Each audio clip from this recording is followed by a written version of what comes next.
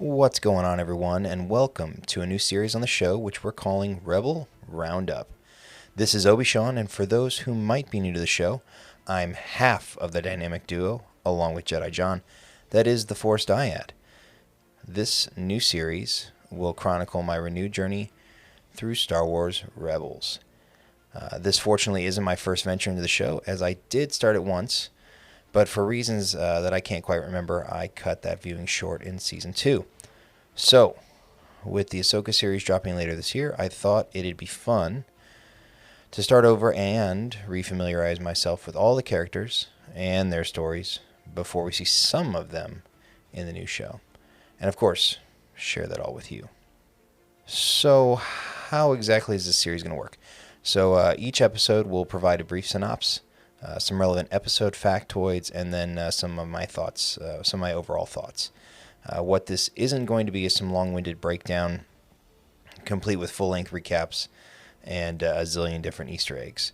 The purpose of this show is to be a quick refresher, either for those who have seen the show, but maybe not for a long time and need to freshen up a bit, or for those who've never seen the show at all, and maybe they don't have the time commitment for one reason or another, to watch and want to know where things are in time for the Ahsoka series to come out.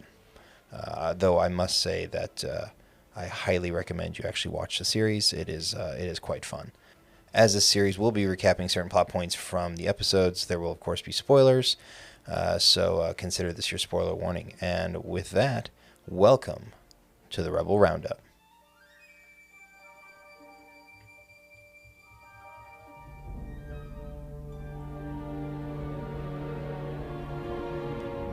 Starting with some brief episode facts. Episode name, Spark of Rebellion, episodes 1 and 2 of Season 1. These episodes were first screened at San Diego Comic-Con in the summer of 2014, with the original global air date of October 3rd, 2014. The episodes were actually released together as part of a quote-unquote TV movie with a total runtime of 44 minutes. The series takes place, or starts out rather, 14 years post Revenge of the Sith, which places it about 5 years prior to A New Hope. The series opens up on a new planet, Lothal, which is where we actually are introduced to all of our main players. You've got Kanan Jarrus, Hera Syndulla, Sabine Wren, Garazeb Zeb Aurelios, and C110P, aka Chopper. And these 5 make up members of the Ghost team, with the Ghost being the name of their ship. We also meet Ezra Bridger, who is simply a Lothal local, a street rat, a Star Wars version of Aladdin, who does whatever it takes to survive.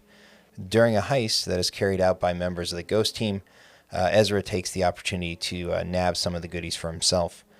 He's eventually pursued not only by Kanan, but also a number of Imperials who are quite eager to get their goods back. The pursuit ends with Ezra escaping, back along with the Ghost crew aboard their ship. After delivery of the stolen items, which we learn are weapons, the crew learn of Wookiee prisoners being carried aboard an Imperial transport. In an effort to rescue them, the team fall into a trap laid by ISB agent Kallus. And while most members escape capture, they inadvertently leave Ezra behind. So Kallus is hopeful to use Ezra as bait to lure the rest of the Ghost team to him. The Ghost crew understand that Ezra at this point knows too much about the team to be left behind, so they decide to bust him out, but not before he learns of the Wookiees' actual location, which happened to be the spice mines of Kessel. During the confrontation with Kallus and the Imperials on Kessel, in an attempt to create a diversion, Kanan actually outs himself as being a Jedi, using his lightsaber to fight back. Ezra, probably not entirely aware of the Force abilities he has himself, uses the Force in a way that allows him to help the Wookiees escape. The freed Wookiees then aid in the fight against the Imperial Stormtroopers, and all team members and Wookiees eventually escape this confrontation. Back on the Ghost, Kanan confronts Ezra about his abilities and provides him a choice. Either he can keep the saber, which he happened to take from Kanan, and stay in Lothal alone forever, or he can remain on the Ghost, become part of the crew, and learn about the ways of the Force. Ezra, seeing the importance of fighting for those who can't fight for themselves, makes the choice to stay with the team on the ship. Elsewhere, Agent Callus informs none other than the Grand Inquisitor about the new Jedi threat he'd encountered on Kessel. And for those of you who don't know the Grand Inquisitor, or who the Grand Inquisitor is, just real quick, he's a former Jedi Temple Guard who, after the events of Order 66, is turned to the dark side and becomes the leader of Vader's Jedi Hunting Task Force. So that wraps the synopsis section for episodes 1 and 2. A couple fun little points, my own little thoughts from the episode. There's a point kind of towards the back half of the episodes when they are boarding the Imperial transport in an effort to break out the Wookiee prisoners, that Zeb is led by Kanan and Sabine onto the ship.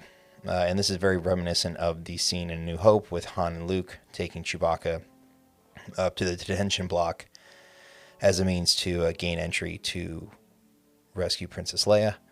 And in this scene, Zeb even tries to do his best Sherwook impression, which unsurprisingly is not very convincing, leading Zeb to basically knock out the stormtrooper they're encountering.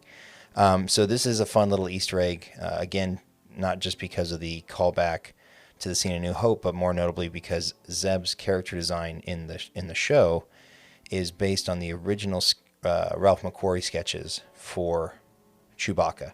And again, for those who don't know who Ralph McQuarrie is, he's probably the concept art godfather. Most things that we see in Star Wars, both in the original trilogies as well as even some of the new shows, are based on the concept art that he created. So Zeb is no different. He is a Lasat, that's the name of his species, but his design is based off of the original sketches for Chewbacca, which is pretty cool. The other thing is Ezra's arc in these two episodes, being very similar, of course, to other characters we've seen in the series, or in the Star Wars universe, as far as their journeys to the rebellion. But most notably and most recently would be Cassian, as was seen in the Andor series. Basically Cassian being forced to survive on his own for a number of years, very similar to Ezra, and Cassian seeing no reason to stick his neck out for others. Again, Ezra really saw no reason, at least in the first part of these episodes, to kind of join in with the Ghost crew and help out, because he really saw no need to. Ezra's story is very much the same as he's forced to scratch and scrape just to get by, again, just like Cassian. He's opportunistic, much like Cassian, taking the situations presented to him to make things better for himself. And it isn't until he's confronted by his own trials with the Empire that he finds reasons to fight back.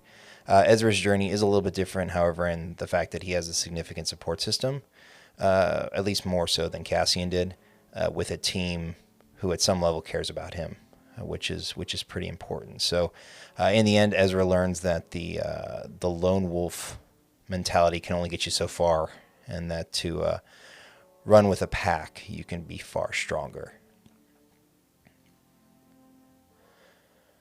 With that, let's bring the discussion to a close. Really hope you enjoyed this first roundup, and that you'll stick around as we journey on. If you did enjoy this, please consider following or subscribing to the show. Consider leaving a rating or a review. If you're new to the show, please be sure to check out our main episodes where John and I banter about so many lovely Star Wars things.